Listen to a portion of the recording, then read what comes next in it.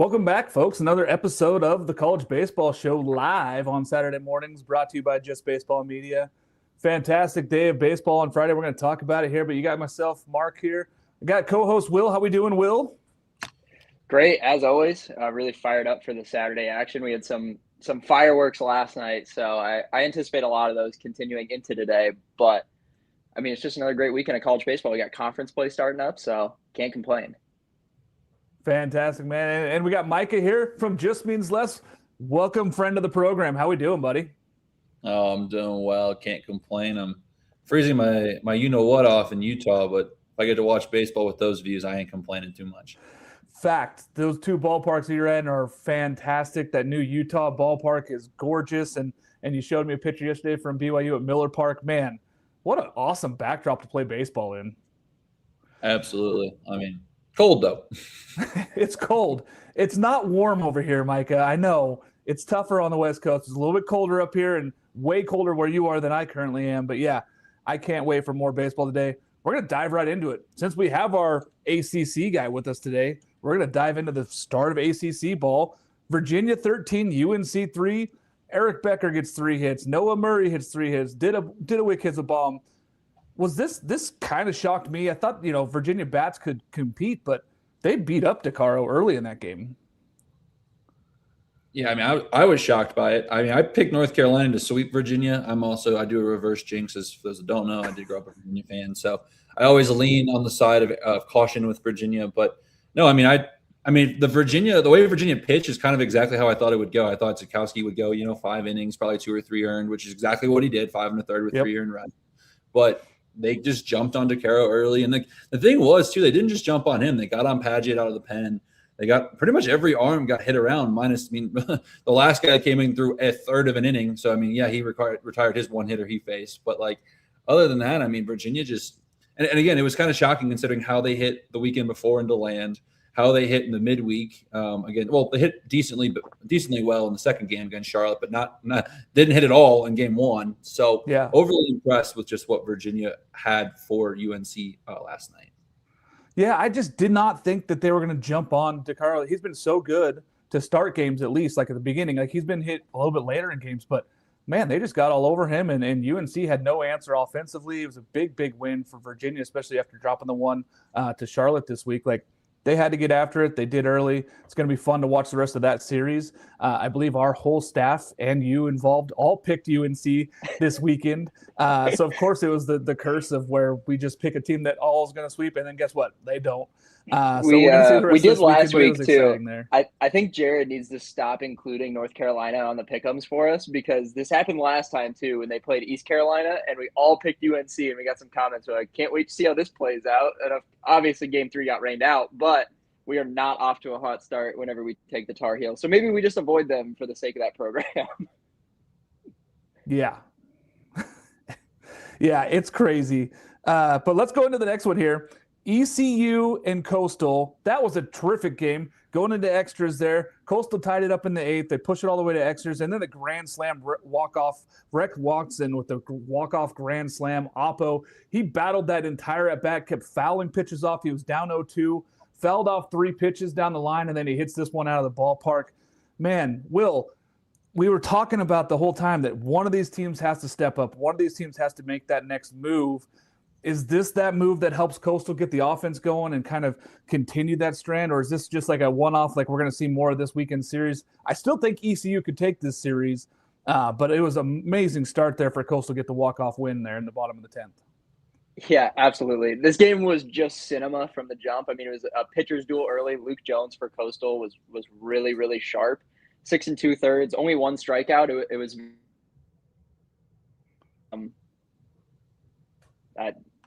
still good. That was you. Oh, all right. Very Riley Eichhoff-esque in what we saw out of Luke Jones yesterday. I mean, this is a pitching duel through and through until East Carolina just erupted in that 8th inning. You get the pinch hit home run. They put up a 5 spot. All of a sudden, this ends up as a 10-6 game, when in reality, this was like a 4-1, 4-2 kind of game until the very last 2 innings. It was good to see both of these teams play good baseball. Obviously, a 4-run game is not indicative of what this game was. So the walk-off grand slam obviously pushes that over the edge. But it was good to see both teams compete a little bit more. I still have some concerns. I mean, Coastal, obviously you get the huge hits when they needed them, but they still struck out 14 times on offense. So there's definitely some things that still need to clean up. But I think you have to be fired up that you were able to go out and score 10 runs, hit well against Norby for what it was worth. I know they struck out 8 times, but 8 hits, 3 runs off of him, 3 earned off of him. So I think you got to look at it as they're trending in the right direction. I think East Carolina is trending in the right direction as well. Absolutely, man. It's crazy. It's going to be interesting to see what happens here for Coastal and ECU the rest of this weekend series. I can't wait. Let's move on to the next game here. Columbia 7, West Virginia 4. At no point did West Virginia lead this game. Dawson Montesa looked like a human being finally after he's been so good for West Virginia to start this thing off. Alex Soteropoulos for Columbia, really great outing. Just 1 earned run, 3 hits. He shut down that West Virginia lineup. You know, we said that there was going to be some stumbles here for West Virginia. At some point, they were going to struggle. These D2 and D3 and add-on guys were going to have some struggles. This looked like that point, but Columbia, I didn't think that was the team that was going to happen. Micah, kind of interesting to see West Virginia drop this one at home against a Columbia team that's been struggling 1-5 up to that point. Yeah, Columbia's been kind of figuring it out, though, right? Obviously, the Ivy League starts a week later than everybody else, so they, had to get their feet wet by going to Macon, Georgia for Mercer to get that started. But they took the Friday night too against Kansas State. So, like in my head, like the way the Big 12 is shaping out to me is this is going to be the most fun conference tournament we probably are going to have. Just with, I don't really know who the best team is. Like TCU looks obviously question mark. Like West Virginia was my best team coming into the weekend. Probably need to start raising some questions about that. I mean, it's a very deep league. So, I mean, again, to lose to Columbia the way they did is definitely not promising, right? Like to lose 5-0. And Columbia kind of gifted them a run, if I'm not mistaken, too, in the 5th with a throwing error. So in reality, like Columbia could have had that game a lot more. Yeah, look at the box score. Reached on throwing error for a run, wild pitch run for West Virginia, sack fly run for, like, don't get me wrong, like those all count. Those all count. But, like, it's not like West Virginia started to put together, like, 2-run shots, double down the line, like to score some of these runs. So, again, I'm not too worried about it. You got to give a lot of credit to Columbia for adding that additional run in the 9th. I think that really kind of not put it away on West Virginia, but just the way things were kind of going. West Virginia had scored 2 in the 5th, 1 in the 6th, 1 in the 7th. Like, it felt like a 2-run. Like, the difference between a 3-run and 2-run game really did feel drastic when I was kind of box score watching that. So, that's kind of my takeaway from that. But kudos to Columbia. They're, again, probably the best team in the Ivies. Yeah, I mean, I think that we all think that they're probably going to finish right near the top, if they don't win that one. Will, I know that we talked a lot about West Virginia now. That's back-to-back losses for this West Virginia team and not necessarily looking fantastic. Yeah, it's one of those things. We talked about it preseason, and I'm a big peoples and programs person when it comes to college baseball. Coach Saban is one of the best out there. There's some off-the-field stuff going on with West Virginia. Like, I'm not gatekeeping that, right? The Chase Meyer stuff comes out. That's going to affect the clubhouse a little bit, right? In some capacity, whether or not the guys are on one side or the other. I don't know anything about that situation, but it plays a toll on the program, right? And I'm not surprised to see a little bit of a slide when you have some news break like that of a guy that quite honestly came in as one of the best pitchers in the entire conference, and we anticipated being the Friday night guy and really carve up the Big 12. And that's a big loss for them. So it's one of those things where I'm not overly concerned with them because, again, Saban's had a ridiculously good year last year. They've won 2 of the last 3 Big 12 regular season titles. Like, you can't doubt this team, but there's definitely some bumps in the road. And I think that's just with any team, right? We've seen it pretty much with every team in the country, UCLA included. And so it's just going to continue, right? That's college baseball. That's the game that we love. So I wouldn't say I'm overly concerned about it, but definitely some things to take notes of. Montesa, again, like you said, looked human last night, which, all things regress back to the mean. He's not going to be unhittable for the entire season.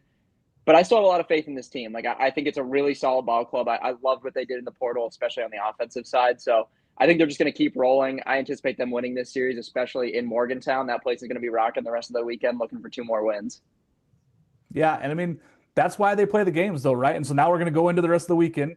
Got 2 more of that one. Going to have to figure some stuff out. I mean, I know that there's a lot of maybe behind-the-scenes turmoil going on in West Virginia, but we're going to have to see what happens the rest of the weekend here. Big weekend, big win for Columbia to kind of get themselves possibly going here, but West Virginia's got to figure it out the rest of the weekend.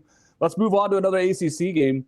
Virginia Tech and Georgia Tech. 8 runs for Georgia Tech in the first inning there. Micah, 13 hits and 12 walks. Not really any huge power numbers, but just a really just solid performance by this offense, and it continues just to roll for Georgia Tech. Yeah, no, I mean, Virginia Tech doesn't look very good, to be honest with y'all. Again, not taking away. I mean, to beat anyone 16-1, you have to play well. It's not like Virginia Tech's out here just stinking up the field. But I mean, I am shocked with how much just Georgia Tech just had so much success. I mean, when you bat around in the first inning like that in ACC play, I mean, that's just crazy. Like, it's actually crazy to think about. They're so good. And then it was, I think our dear friend Monty put out there, Carson Ballard threw a 68-mile-per-hour knuckleball. Like, they're just out here messing around at this point. Like, I mean, this Georgia Tech team, I get it. Like, I understand the reserves, right? They haven't done it in the postseason. I get it. And it's a brand new, like, Ramsey is a first-year head coach. Like, I get all of that.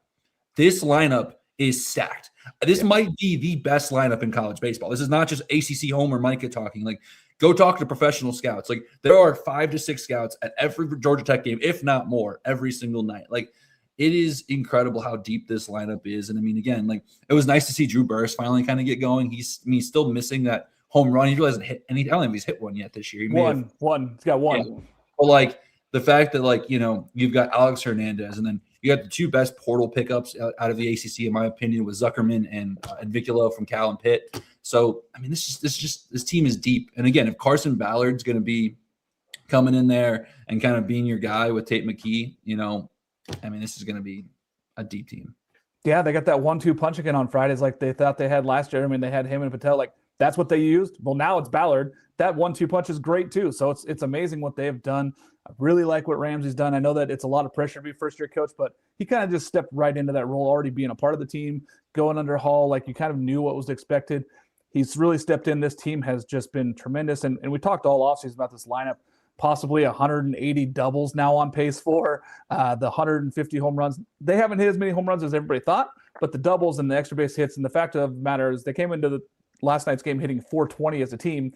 That's insane. So they just continue that with the 13 hits. Again, the 12 walks was the big thing, I think, for Virginia Tech pitching, just not being able to throw enough strikes and get guys out. But yeah, that was a huge job there by Georgia Tech. I'm going to move over to the Stanford and Wake Forest game. Stanford 4, Wake Forest 7. Rentaro leads the game off with a home run, and we start going, oh, is Blake Morningstar going to struggle again? Is this going to be another one of those outings where he struggles? They didn't, and they settled in. 15 hits for Wake Forest, 3 of those for Lewis, 2 doubles, 13 straight wins now for Wake Forest.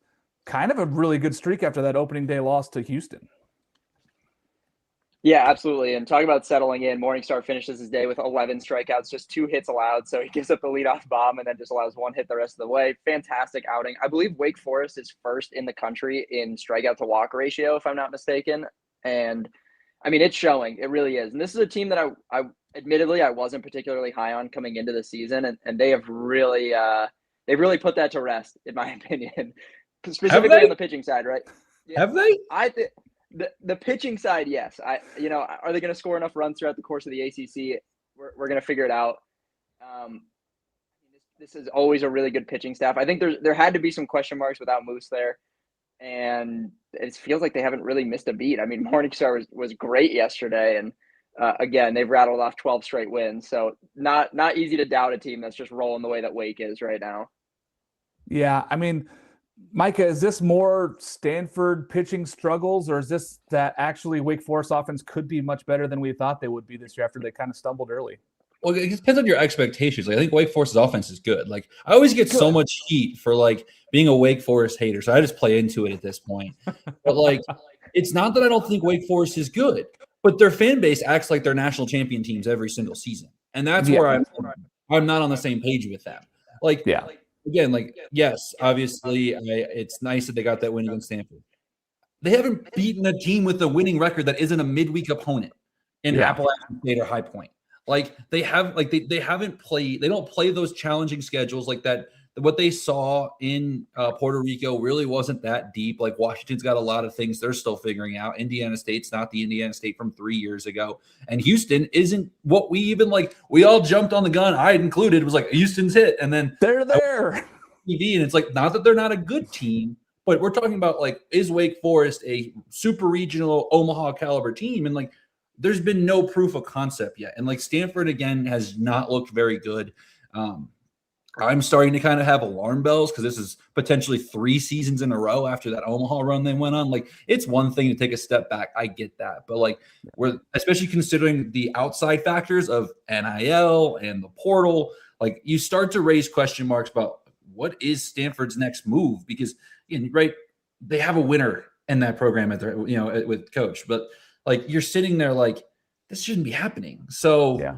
I again, if Wake Forest sweeps this, which I predicted, then, I'm not going to be shocked and I'll be happy for Wake. But, I'm still looking at that Coastal, like, next week, they got Coastal in the midweek and then Florida State at home.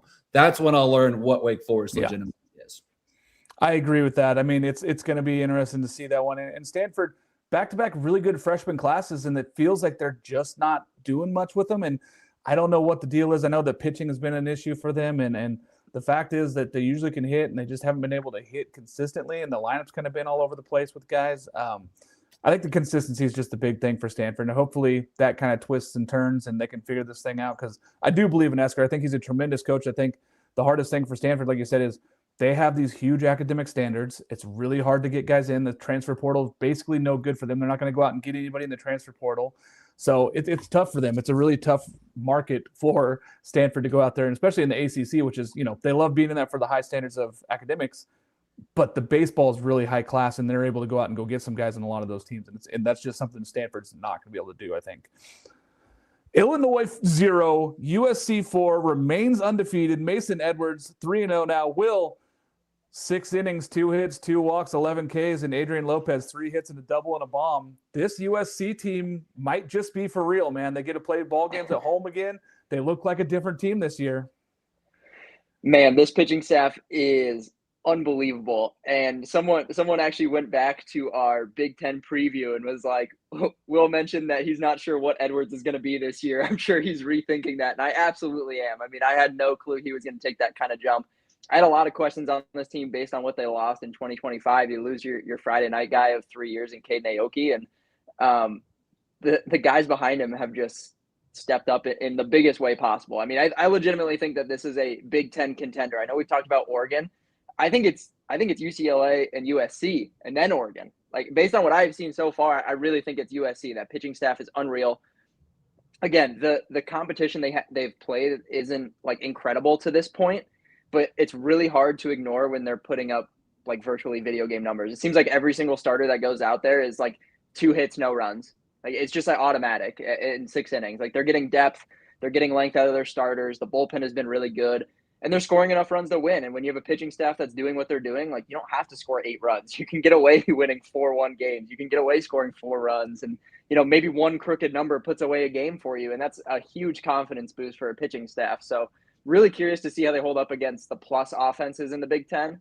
But, man, they look like a really, really good Big Ten team this year for a pitching staff that, quite honestly, like, I had circled as I have no clue what this is going to be.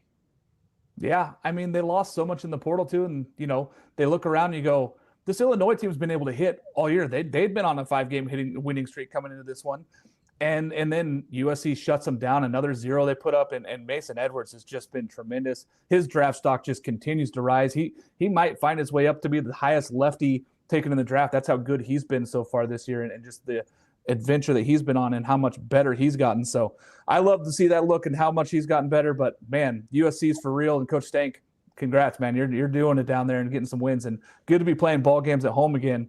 Let's go down to High Point in Florida. Yeah, High Point in Florida, guys.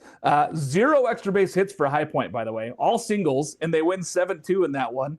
A really good start again there down there in Florida for Liam Peterson. 5 innings, just 1 hit, but he gives up the 2 runs, 11 Ks, 4 walks. Again, that's where his issue come in, the big enigma for me.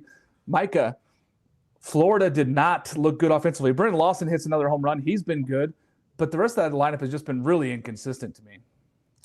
Yeah, I mean, again, it's a lot of question marks, right? Like what Florida accomplished last week with Miami kind of started to settle my question marks about them, but now I'm starting to see red flags about Miami. So now it's kind of like maybe I shouldn't have settled down. What did that one mean? So, I mean, from that standpoint, High Point's one of those teams like everyone's freaking out because they're like, oh, High Point's not good at baseball. No, that's a legitimate team. That was a team that was in the regional final last year in Clemson.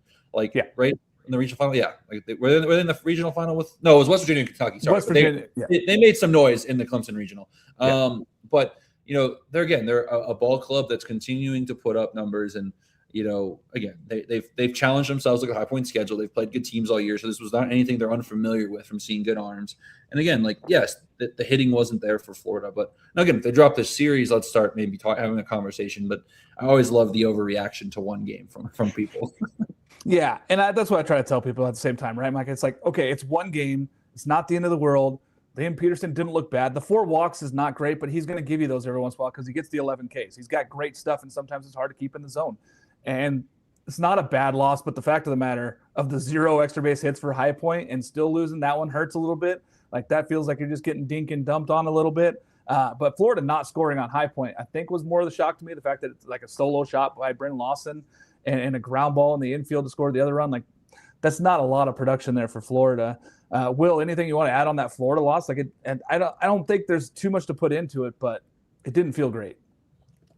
Brendan Lawson, SEC Player of the Year. That's really all I have. Like he's really that caliber of player this season. It's been unbelievable what he's done. But yeah, like Micah said, like it's a Friday night game. I get it, especially when you drop a game in a series. It seems to take more of an impact when you lose Friday night, especially when you're playing teams that you're simply just more talented than. When you have a guy like Liam Peterson, but this was a lot on the bullpen. The bullpen struggled in this one, so they're due for a really big bounce back. Like you have to go out and win too. You're at home. You got to walk away with a series win, especially after beating Miami. Again, we're not really sure what Miami is at this point based on the last 2 weekends of baseball out of the Hurricanes, but it was a really fun game from High Point, right? Like you love to see when teams like that just put it together and find a way to win. Yeah, I mean, we've got the rest of the weekend still to go as well, so we're going to see what happens here. I think the Florida offense comes alive still. I think they're fine. It just kind of was shocking when I looked up and saw, oh, High Point's winning, and then, oh, High Point won. Like, Florida didn't come back and get this one, so tremendous effort there from High Point, big win. Let's talk about Tulane and TCU. I know you guys want to talk about this one. I'll start with Will because, you know, big TCU guy here. Talked about him all offseason. Tulane 2, TCU 10. I highlighted this series because I really thought that this was one that is going to tell a lot about both these teams here. I still love Tulane. I think that this loss doesn't matter as much for them, but the win for TCU is big. Offense comes to life. Lucas Franco hits a bomb and 2 hits and 4 RBIs. But Mason Brassfield looked really good and sharp for TCU. 5 innings pitched, 3 hits, 2 walks, 10 Ks. Will, is that the turning point for this team? Is this what they needed? Yeah, absolutely. And quite honestly, Brassfield has been really good all season long. We saw it from the jump, do really well against Arkansas. I mean, he's just one of those dudes that is going to continue to pitch really, really well as the season progresses. Now, you wish you had him as your Saturday guy instead of your Friday night guy with the missing of Tommy Lepore at the moment. So it's still throwing a wrinkle into this team, but it's been good to see them get back on track. Obviously, I talked about Lucas Franco ad nauseum at the beginning of the season. That kid is unreal. Big 12 freshman of the year, potentially freshman of the year in the entire country caliber type player. Chase Brunson notches a double. They stole, I think, 4 or 5 bases in that game. So it was good to see a complete effort from TCU. You know, this Tulane team is confusing at times. Like they've looked really good on both sides of the ball in snapshots, but they haven't quite put together like long stretches of really good baseball. But that's going to happen. I mean, this is a team that has 3 guys from the high school level on their entire roster. It's all new transfers. Coach Ullman brought in so many new guys into this program, and he built a really good culture. But it's tough when you bring in that many new guys, and it's probably going to be tough sledding for the first couple weeks of the season and to go down to Fort Worth, and you got to play TCU, who felt like they were sliding a little bit and really needed some quality wins. Like, this is a good way to kick off the weekend. For TCU, it's going to be what happens today and tomorrow.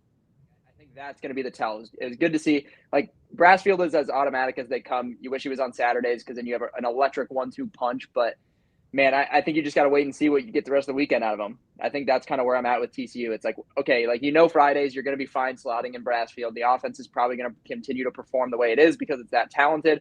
What's going to happen on the pitching side Saturday and Sunday? Yeah. I mean, Micah, we talked a little bit about it, and you said, you hinted, hey, TCU, you know, thinks maybe they're the top of the Big 12. Does this kind of put them back in that conversation of, okay, maybe they're getting back to where they were, even with all the injuries they've had?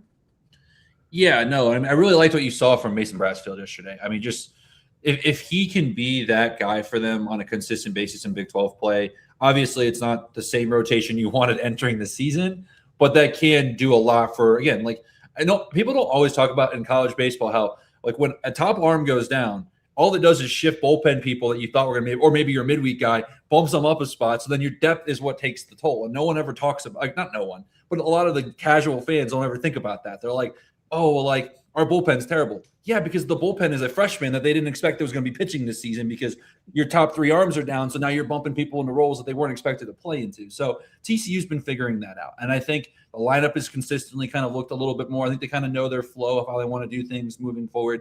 And this was a all around very impressive night for them. Like I walked away from I didn't think Tulane played bad baseball last night.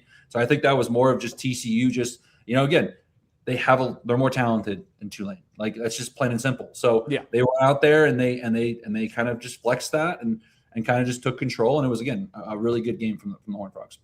Yeah, a big game there, I think, for them. And we'll see the rest of the weekend. I'm not going to say right now, I'm not putting a stamp on it saying TCU is going to sweep, but that looked good for them last night. And I think that Tulane's going to battle back. I think there's going to be 3 good games here. I really do. Last night was not indicative necessarily what the score ended up being there of how good the game was for the most part for most of that game. But a big win for TCU and Mason Brassfield, tip of the cap, man, to kind of get your swagger back and get a good start out of him on a Friday night. Felt pretty good. Notre Dame 10 at Duke 4. The Fighting Irish banged 14 hits, and Jack Radel just continues to dominate. 7 innings pitched, 4 hits, 2 walks, 9 Ks. Geno Waters, folks, learn the name, guys. 3 for 5 with a home run and 2 doubles. Micah, the ACC guys have been shouting this guy's name from the mountaintops. He's been terrific so far for Notre Dame. And Jack Radel, just unbelievable Friday night ace. Jack Radell's the best pitcher in the ACC. Like, it's looked like it. Yeah. Like people need to if you're a college baseball casual, learn Jack Radel. He is an absolute stud. I mean, Notre Dame at this point, I'm penciling to win Friday night every single night. I am never picking them to get swept because I just don't think they can. I don't think it's possible for Notre Dame to lose a Friday night. Obviously, they did lose a Friday night against LSU and Jacksonville, guys. I know. Okay, don't come at me. But it's impressive what he does. Again, going 7 yesterday, one earned run. I mean, again, it was the final score was 10-4. Duke tacked on 3 late. Yeah. And it was throwing, Garrett Snyder, who was just trying to get some reps in. So, in all reality, it wasn't again, and Duke's a feisty ball club. I mean, Corey Mascara's got that program headed in a direction where, again, I know I picked them to be last in the ACC because I was like, I just don't see it. And I don't think they're that now. So they're obviously playing better baseball than I expected them to. But this is kind of what I expected to happen. And then obviously, again, it's going to really what happens the next 2 days that kind of determines these 2 programs. Because Notre Dame has the top end talent to be an NCAA tournament team. It's the depth. They have a lot of freshmen that we're still figuring out. So once we figure them out, again, they're 8-3. So right now they're an NCAA tournament team if you told me the season ended today. But yeah, there's still a lot of baseball still to be played. So, from that standpoint, I mean, this was my ACC series to watch. I know Virginia, North Carolina is happening, but for me, this, again, as someone that likes to do the bracketology stuff, that likes to, get into the nitty gritty a little bit, these are 2 ball clubs that at the end of the day, this series could be the difference on if they're both on the bubble, who gets in, who doesn't.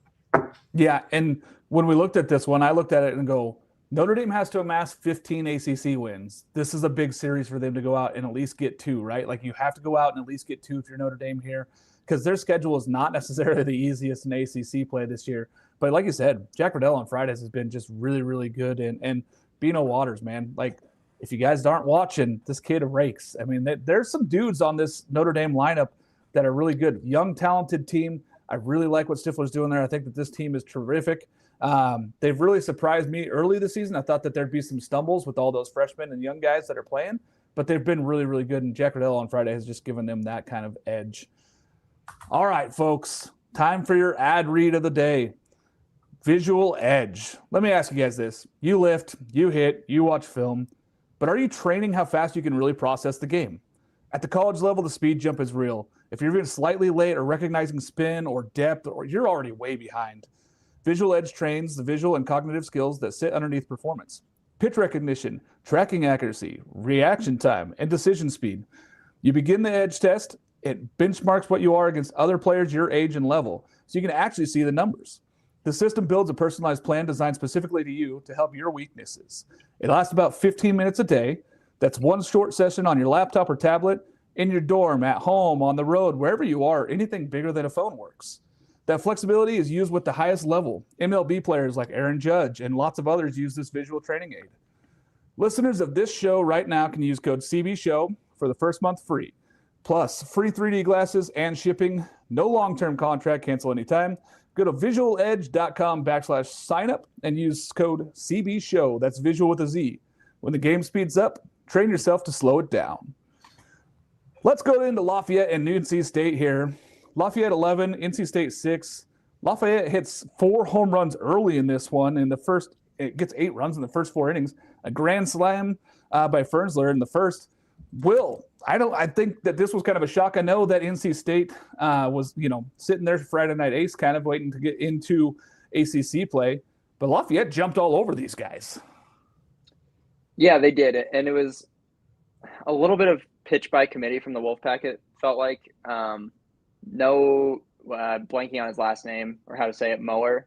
Yeah, they scratched Ryan Marone. Yeah. Oh, they did scratch him. Okay. Yeah, he was scratched. Okay. It sounded more precaution. So you get the 5 spot in the first inning out of Lafayette, and it felt like they just jumped them, right? I mean, it was a 7-0 game before NC State even got on the board. The 4 runs in the 9th, kind of garbage time runs. So this was just a really, really good win for Lafayette. And I mean, I don't think it continues through the weekend. That was their first win of the season. They're now 1-7. So hard to say that, they're going to come out and win a series against NC State. But a really impressive win nonetheless. I mean, this was from the jump. I know NC State ended up out hitting them 10-8, but overall, just a really good performance. Yeah, Micah, I think that we all assume that NC State's going to bounce back in the next 2 here. I think pitching-wise, offensively, I think that they're going to be fine. Again, the scratch of it sounded like it was more precaution. Is there anything we should keep an eye on there? No, I mean, it sounds precautionary from what I've been told. I mean, my biggest thing here, and I mean, I'm not saying that NC State has an excuse, but I mean, Julian Peasel has only pitched twice this year. He pitched against Akron, struggled against Akron too. He didn't play last year with the Wolfpack. He came over from UNC Greensboro. This was kind of a let's just see what happens kind of thing. Obviously, they let Anderson Nance do some bullpen by committee stuff. And again, it wasn't a great performance all around from all the guys that threw. But getting punched, I mean, they lost by 5. What's the difference? 5-run first inning. 5-run first inning. So, NC State had to battle back. And, again, it is what it is, right? At the end of the day, if you're an NC State fan, you wish you had, won this game. But, Lafayette was due for a win. Lafayette's a sneaky good. They're not going to win the Patriot League, but they're always a thorn in the side of teams when it comes to that. I remember I saw them come down to East Tennessee State a few years ago, and they were just a scrappy group that can hit the ball pretty well. But I mean, again, NC State is 12-2. I mean, if Marone's out for a long period of time and things kind of start to again, got to bump guys up into different spots. That changes things. But again, NC State's also got a pretty deep bullpen. They probably had a plan in place, and they said, okay, well, our plan's now been scrapped. Let's just piece this together. If we win, great. If we lose, we don't. Because at the end of the day, they just don't want to lose the series. So why put yourself – I don't think NC State's behind the 8 ball at all. They're going to be fully ready to go today, and I don't expect them to lose this series. But I also said this is going to be an easy sweep for NC State on my show, so I'm already looking goofy. So maybe don't listen to me. But – I'm not worried about NC State right now, minus, again, if some other status of Marone comes out that we just haven't heard yet. Yeah, and I think that, I mean, anytime you have your Friday night ace get scratched late and you're putting it together, they decided not to go, move anybody up. They said, hey, we're not going to move these guys up in the role. We're going to keep them where they are and just through kind of bullpen guys. I get it. And don't panic if you're an NC State fan when you look at this. UCLA 11, Ohio State 1. Rock, Moley, and Gasparino all hit bombs. Redeman just goes off again. 6 innings pitched, 3 hits, 0 walks, 10 Ks. Dane Harvey did hit a solo shot for Ohio State. Will, UCLA is still looking the part of number 1. Yeah, absolutely. And I know people keep bringing up the early season loss and then the midweek loss. And it's well, how is this team continually number 1? This is college baseball. You don't go 60-0. It's just not the nature of the game. But continually they show up on weekends and are just beating the brakes off of teams. I mean, it's unreal what this team is doing offensively. I got to see them live offensively last weekend, and it's impressive. And I mentioned on Monday's show, Like the most impressive thing about this UCLA team to me is that everybody runs well. Like it's just like all gas, no break. This has to be an exhausting team to play, not just from the fact that it's 9 guys that can leave the yard at any moment, but 9 guys that can run, 9 guys that can leg out doubles on hard hit singles. Like this is just a complete team, and Redmond looked really good again. I anticipate Barnett's going to look really good again today. It's going to we're going to be seeing a lot of these scores out of the Bruins now that we've entered Big Ten play, in my opinion. Yeah, I mean, UCLA is just really good. They're a good baseball team, and I think they're going to be good this season. And the fact of the matter is the Big Ten maybe not challenging them until the last couple of weeks there. But, yeah, that schedule is going to just set up for them. And a big win to go on the road and win at Ohio State. It's not easy to go on the road. Ohio State, I think Justin Hare's got that program. He's going to get them going the right direction. They got a new facilities being built in there, fixing the stadium seating. I think it's going to be fine. But, again, there's a big talent gap there between UCLA and Ohio State this weekend, and it showed. It's selfish, by the way. Sorry, Mark, before you go, I need to point out how selfish it is of UCLA to undermine the undefeated season of their rival school. like, it's so funny. Like, if you said, hey, you're undefeated USC, you're clearly the best team in LA, right? Right? Like, UCLA for being selfish and taking over the fact that somehow an undefeated team in checks notes the first weekend of March is not even considered, like, not even getting the most love nationally in your own city.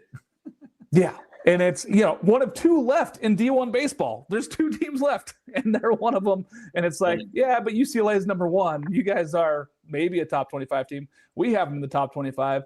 They should be. If you don't have them ranked, I want to talk to you. Like, whoever doesn't rank USC needs to watch some baseball. Like, especially in the year where, like, the best teams are losing to Lafayette. Like, if you're ranking a team that is losing to Lafayette, they're like, well, USC hasn't played anybody. Okay, but they're not losing to the nobodies. Yeah, so, like, they're beating everybody in front of them. They beat teams like Cal Poly and UC Irvine. Like, those are very good baseball teams. And the pitching, I think, is the biggest difference, right? They've had the most consistent pitching out of anybody outside of maybe Texas that really talented. I love what USC is doing. I'm with you. But it's funny that UCLA, number 1 team in the country, just kind of, there's another team here that's doing pretty good too. So let's go to Florida Gulf Coast, 11, Bethune, 5. Two-way star Evan Dempsey. He was our first-team All-American as a two-way player this year. He gets the win, although it wasn't really pretty. He did get an RBI sac fly. He did go 1 for 3 hitting-wise as well in that game. But Reed Beimiller, out of the pen, pitched his best. 4 innings, 2 hits, 0 walks, 3 Ks. Came in a tough spot there. Got the big save. 4 innings save there, Micah. Big win for Florida Gulf Coast on the road there at Bethune. Yeah, I mean, Florida Gulf Coast did a really good job, too, of setting themselves up for the weekend. I mean, the fact that, obviously, I'm assuming Reed Beimiller is probably maybe available on Sunday, but he's definitely not available tomorrow, or today, I should say. I don't know, I said tomorrow, Saturday. But, I mean, just, again, and, like, I was box score watching this game. Like, when FGCU made it 3-1 in the third, I was like, oh, okay. And then Bethune immediately answers, and I'm like, ties it. All right, like, okay, Bethune, like, because I picked Bethune to win that. So, like, I was like, that's a better team. Like, and then what does FGCU do? Just piece together 3 in the next half inning, and then 1 their next time around, and 1 their next time around. Like, just like they've scored in every inning but the 7th after that, 4-3 comeback when Bethune retook the lead there. So again, you got to give a lot of credit to Florida Gulf Coast. I still don't really know what they are because I watched them against Boston College and wasn't like, oh my goodness, this team's really, really good. But they're sitting at 11-3, and they've been like Bethune is the best team in the SWAC. So like, it's not like they're out here, challenging, the RPI 300 teams and getting this 11-3 record. Yeah. And Evan Dempsey, I'll let you talk on him a little bit, but there's a reason why he was our two-way first-team All-American. The dude has just been really good. Now, this bumped up his ERA a little bit for the season, but he still was really good out there and competed against a really good Bethune lineup. Yeah, and we saw it last year. Bethune was in the Florida State Regional, and they're just a thorn in the side, and they're going to continue to be that this season. I anticipate them winning the SWAC. It's going to be one of those teams you don't like to see drawn into your regional because they're just going to give you fits. It's what they do. It's a really, really good offense. It's a really old team, very veteran-laden from guys that were there last year as well. So guys who have been in the postseason, done the thing. Really impressive. I mean, you have to anticipate more often than not when Evan Dempsey's on the mound, Florida Gulf Coast is going to go out and win ball games. It's kind of just what they do. It's kind of what he did last year. It's just the nature of how that team is built. Really curious to see the rest of the series. Can they hold down that Bethune-Cookman offense? Because it is a really talented offense. So they're going to have to put some things together, but they set up their pitching really nicely, like Micah said, and they give themselves a really good shot to at least walk away with a road series win, which at the end of the day is really all you're looking for is 2 wins. Yeah, if I'm a regional host and I have to see FGCU, unfortunately, as a 4 seed, I'm not going to love life. That's not going to be super fun on Friday night for you. You're not going to want to see Evan Dempsey knocking on your doorstep saying, hey, can I come in? Not going to be fun. He's a vampire. Don't let him in. So if you have to host him, no fun there. The dude's a stud, though. I love what he's been doing. I'm going to rattle off a few scores here. North Alabama at Southern Miss, 4-9. Southern Miss wins and continues their winning ways. Maryland 2 at Troy 5. We picked this series. Maryland's offense didn't come to play till late. Troy pitching holds off that one and gets the win. USC Upstate 2 at Texas 14. I heard that this is the first game that USC Upstate has ever played west of the Mississippi, and that blew my mind. So that's kind of crazy. And the fact of the matter is Texas remains undefeated. Mendoza, Borba, Becerra, Robbins, and Pack Jr. all hit home runs. Rioja's great again. 6 innings pitched, 4 hits, 0 walks, 12 Ks. Micah, is it time that we start maybe looking at Texas as the number 1 team in the country? I know that UCLA is really, really good and most talented probably on both sides of the ball. Texas is putting themselves right up there. Yeah, Texas has the argument for the control factor of how they win games, right? It doesn't ever feel like Texas is really sweating anything. Yeah. But I still think you got to give UCLA for who they've beaten. But again, I've also been on the record here. Like, we actually don't talk LSU, so I don't. We'll save that for a little bit later. I have a little. That's one of our tidbits I want to bring up. But like, for me, like it's frustrating because it's like, okay, Texas is undefeated. They looked really, really good, but again, like the best team in Houston last weekend was besides Texas was UTSA. They avoided them. Not their fault. That's not Texas's fault. Everybody. Yeah. I hope everyone knows that. But like, that's just how it played out. So like, you get this kind of setup where it's like, okay, like what is Texas? Like, I mean, again, like kind of like with USC, like they're undefeated. Like that's what I said. If they're not like you could make the same argument about USC that you do with Texas, to be honest. Like Yeah. Texas has been more controlling and we knew more about Texas going into the season, but like they're both beating the teams in front of them. They're beating good teams, not great teams. Like, I mean, UCLA is a team that made the tournament 2 years ago, last year, whatever it was. Like that's a good program down there in Spartanburg. Like they're not playing nobodies, but they're also, and like the way they've been with the way the midweeks have done the SEC, they've been the most impressive because they just smoke every team in the midweek possible. They had a little bit of scare with Lamar there for 5 innings and then ended up run rolling them. So like, like they find ways to, to win games. And yeah, I'm not, I mean, for Texas, if you want to put them number 1, I'm not going to fight you, but I still think UCLA just because, I mean, Mississippi State had an argument to be the best team in the country if they won that game. So if I'm making that argument, then I think UCLA deserves a conversational piece with that. Yeah, UCLA has beat top 25 teams, and realistically, Texas has probably not played a top 30 team yet. Probably right around that edge, probably 30 to 50. They've played a few teams, but they haven't played anybody really in the top 30, I would say. And they've been good. They beat the teams that are in front of them. That's what they're supposed to do. I'm going to move to another Texas place here. Louisiana plays at DBU, 6-5. Rigoberto hits that home run in the 9th there to put the Raging Cajun up for the win. This is not the Dan Hefner teams of old. This team feels like they're struggling now, 8-6 on the season. Yeah, and a lot of it is the pitching, and I think you had to anticipate that, losing Bucknam and Elwanger from last year, and you lose Ryan Johnson the year before, but you still had those back pieces to kind of fill in. Borberg has not been credible to this point, and I think that's probably the biggest surprise to me. Like I talked about them this preseason as they're losing a lot of pitching. They're going to hit because it's Dan Hefner, but can they just outslug these teams? Because normally the thing with them is that they've always rolled out really good starters. They typically have a really good guy at the back of the bullpen to anchor down games. And that's kind of their model. It's like the starters are going to give you really good length through 6, and it's how can we get to the 9th with a big enough lead for this offense to continue rolling? And it just hasn't been the case so far. I have no questions that this team is going to end up 30, 35 wins this season. Are they going to hit that 40 mark that we're used to seeing? I don't think so, quite honestly. And I think that's kind of the rarity of this whole thing. But I think it's just the snowball of losing so much pitching from last year. You lose your closer, you lose 2 of your 3 starters. You lost a handful of really good players on offense like Grant J. I think they're going to be fine, right? Peoples and programs. Dan Hefner is one of the best coaches in the entire country. He does what he does. It's the same thing that we talk about with Southern Miss and Ostrander. Same thing that we talk about with so many coaches around the country. He just has that reputation. They're going to be fine. they're not going to be as dominant, I think, as we're used to seeing. Normally, it's a team that coming into the preseason, I like to throw out there as like, this is an Omaha team. This wasn't one of those years, which was a rarity. I think this is the first season this is my 4th season covering college baseball. I think this is the first season I haven't thrown them into the Omaha ring in that time. So if that says anything about what I think of this team, I just think it's the pitching, right? I don't think it's deep enough for them to win 40-plus games and make some noise in the postseason.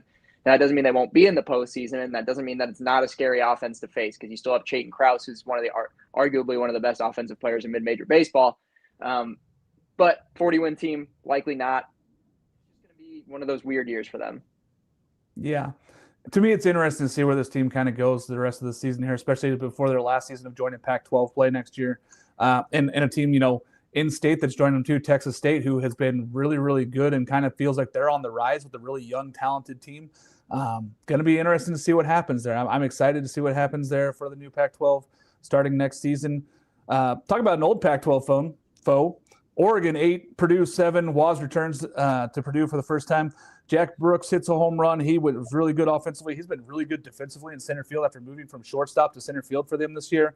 Don Hammond, good 3 for 5. Berkeley, maybe it's grand slam there.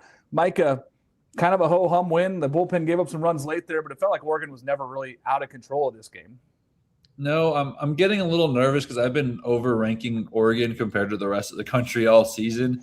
And not that they're winning the games, but they're not maybe dominating in the way that I kind of hoped would, at least make me sleep a little bit better, because I think I might be the number 1 target in Corvallis, Oregon right now for how much love I give Oregon. So, from that standpoint, that was a little concerning, but also too, like, people need to kind of talk about, like, Purdue's going to be one of those, like, don't be surprised. Purdue's flirting the bubble all season long and either, ruin someone's season in the Big Ten tournament, like knocks them off the bubble, or gets himself into the tournament. Like, that program has steadily been building slowly but surely. Like, they're not world beaters. They're not a top 25 program, but talk about that 30 to 50 range. We could have a conversation about that with Purdue.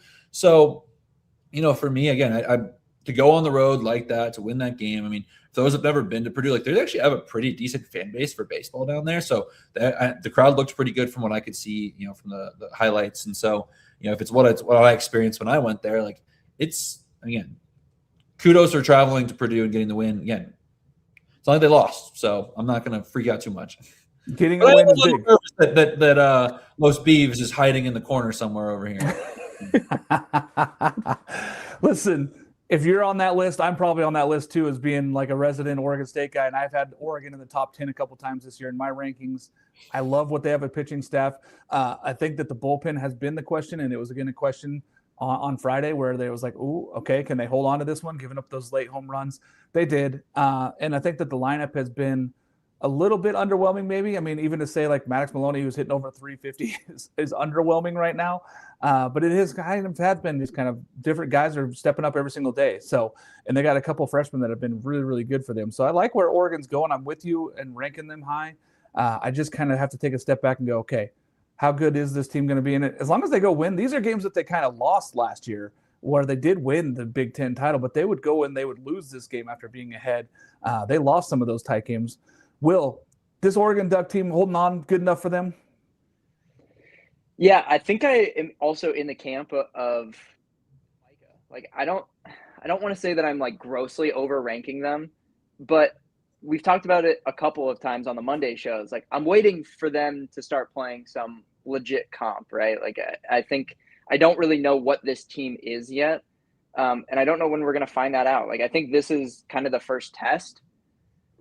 Are they a top 12 team? Like, likely not, but that isn't to say that they're not a top 25 team when it's all said and done. I know they're kind of one of those teams that some people have ranked, some people have not, just because it's kind of all over the place. Really talented team. I mean, I think they're going to be fine in the long run, but I still don't quite know what they are, but they keep winning. And there's always something to be said for that, right? Like, it's hard to drop teams in rankings when they continue to win. And that's kind of what Oregon has done to this point. Yeah.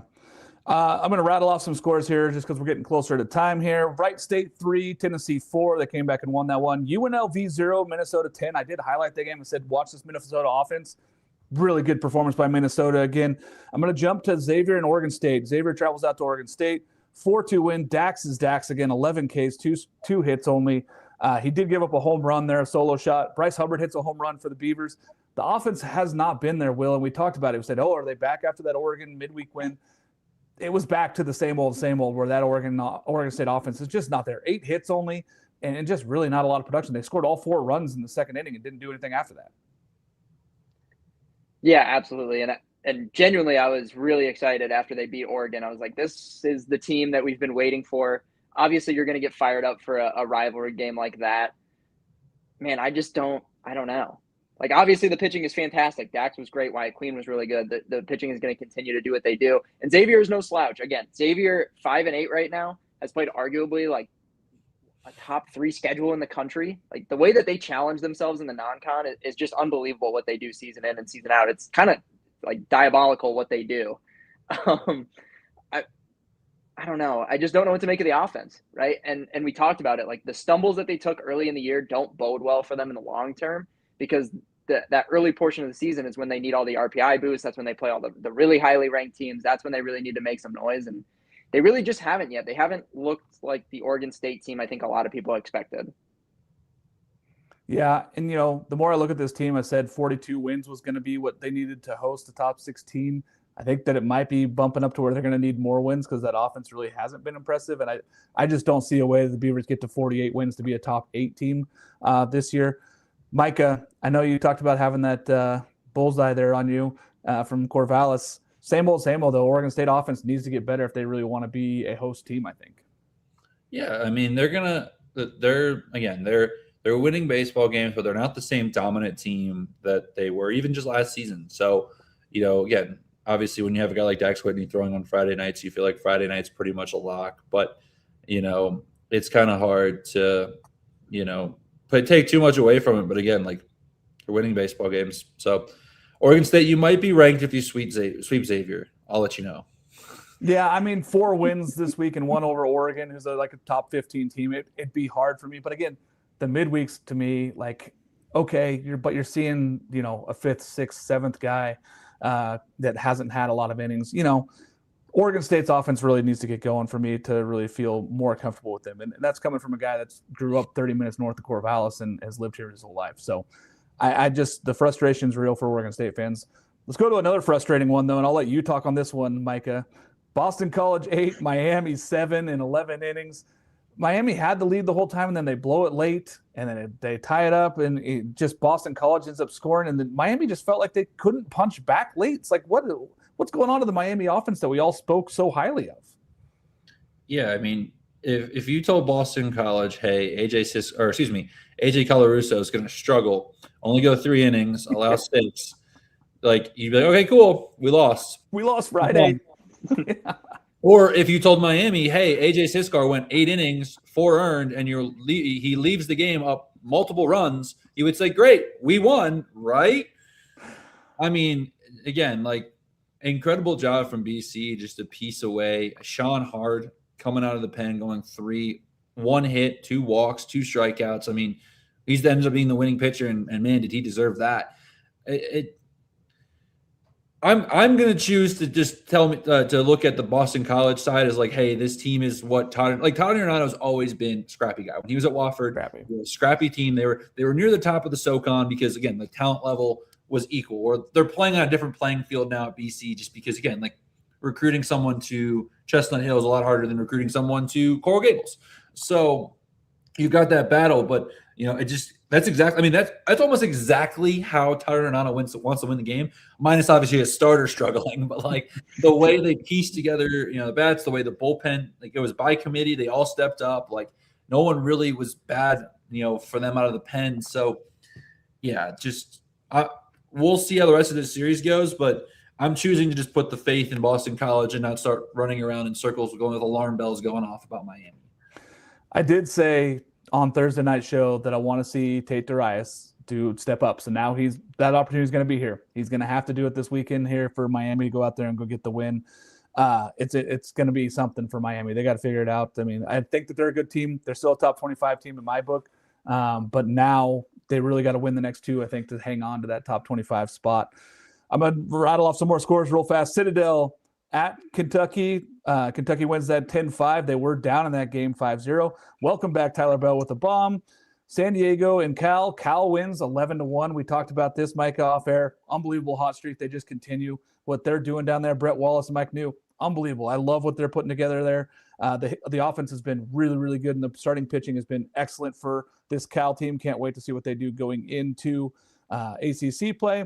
Washington State and Texas State, they're playing a few. Washington State won 9-7, and Texas State won the next one. Michigan loses at Pepperdine in walk-off fashion. Pepperdine wins that one 9-8. Gardner-Webb 19 at Oklahoma State 5. Will, I'm going to let you talk on this really fast. There's got to be alarm bells at some point for Oklahoma State and what's going on there, because this is a 14-run loss at home to Gardner-Webb. Yeah, that's a really, really tough pill to swallow, to be honest. And the one shining light on Oklahoma State right now has been Hudson Barrett. And I think you just kind of got to put your chips into that basket right now. And I highlighted him as transfer of the year in the Big 12. The kid was unreal at UCSB as a freshman. It's hard, right? Holiday's been there for a really long time. They made the tournament last year, questionably, in my opinion, due to their record. But I don't know. Like, I think I panicked on them last year, right? And they found their way into the tournament. So, especially after struggling in the Big 12. But then, of course, they go into Athens and they play really good baseball. So then everyone's like, well, maybe they should have been in. So it's one of those things where it's really weird with them. And I don't know exactly what they are. But I have been kind of hitting that panic button on the Cowboys for the last 2 seasons. Yeah, there's question marks. They're all over the place, and we're going to have to see what happens through the rest of the season. But I want to go to Cal State Northridge 5 at UC Irvine 4. They win. UC Irvine drops the opener. Hawaii drops their opener also. Cal Poly 6, Hawaii 2. Micah, I know you wanted to talk about this one, so I did throw it in there. Sac State 4, LSU 15. Big deal for LSU, no deal for LSU, something they had to do to kind of just get off the schneid there, the back-to-back losses. I get so much heat for how I view LSU, and I just want to remind everybody, only 2 SEC teams have not lost a weekend game yet, Texas and LSU. Until LSU loses a weekend game, I refuse to freak out. I don't care that they lost to McNeese, guys. I don't care that they lost to Louisiana on a Wednesday at the Teague. By the way, a good Louisiana team. I don't care that they lost Monday night against Northeastern in a world where, I don't know if y'all know this, LSU doesn't normally play on Monday nights, guys. I understand, it's like, someone tried to tell me, it was a weekend game because it was a Monday. Like, what? It's a different team than who they just played. Like, I am not yes, the depth of LSU is a question mark, clearly, because they're not winning these midweek games and they don't know what that depth piece looks like. But in a super regional format where you had to play 3 games and you play your 3 best guys, I am taking LSU to beat pretty much every team in the country right now. Yeah. Like, sorry about it, guys. Like, I get it. I get it. Like, they don't look great in the mid. Like, look around the rest of the SEC. How many teams have looked great in the midweek? Minus Texas, none of them have looked great. They've all looked good. Like, and A&M has looked great in the midweek too. I don't want to take that away from A&M. They've done a great job in the midweek. But, like, I mean, come on, guys. Just relax. But A&M has also struggled on weekends and hasn't looked that sharp. So it's more. So, like, yeah, I mean, I'm not freaking out. No, and I try to tell us. I mean, LSU fans, you know how up and down and they are. But the fact is, this is a good LSU team. When it comes down to weekend play in SEC, it's going to be competitive. They're going to be right there. Jay Johnson's going to get this team going the right direction. Right now, they're still trying to find out what are their 8 through 14 pitching arms are. Like, they're trying to decide what those guys are, and that's why they've been struggling so bad in the midweek, because they don't know how to use those guys yet. They're trying to still figure that out. It's going to be a learning curve, and the offense is there. Like, yes, there's given some struggles, and Derek Curriel has not been like this superstar, like Golden Spikes kind of guy, but he could turn that instantly and be that kind of guy. And, you know, they've had production from other guys, so it's no need to just panic yet. I think we're fine here. I want to hear about some teams that were good, though, this weekend. Will, tell me the team that you thought will look really good this weekend. For me, it's UTSA. You know, I think they just continue to really impress. I know New Mexico State is not like a super formidable opponent. They're 6-6 on the season as of yesterday, and UTSA allows 2 runs in the 9th inning. This should have been realistically a shutout, but to continue to do what they're doing, having lost their certified ace Friday night guy and Robert Orlowski, and they just continue to go out and win games. They had a really convincing series last weekend against Dallas Baptist without him. I mean, really, they've played the entire season without him outside of like 4 innings that he threw in opening day.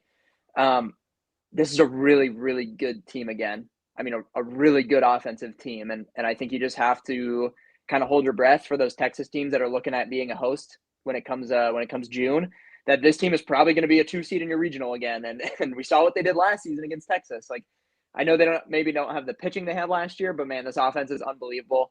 I'm putting a ton of stock in the Roadrunners this season. I've loved what I've seen. I was really holding my breath given the news that he was going to be out for the whole season, and wanted to see how the team continued to roll, because it's one of those things that, sure, they've been playing with him without him for a couple of weeks, but when you finally get the news that, like, hey, we don't have him at all this year, you can see some things kind of fall apart, right? We can see some struggles that happen, and they haven't really missed a beat yet. So I'm putting a ton of stock in the Roadrunners.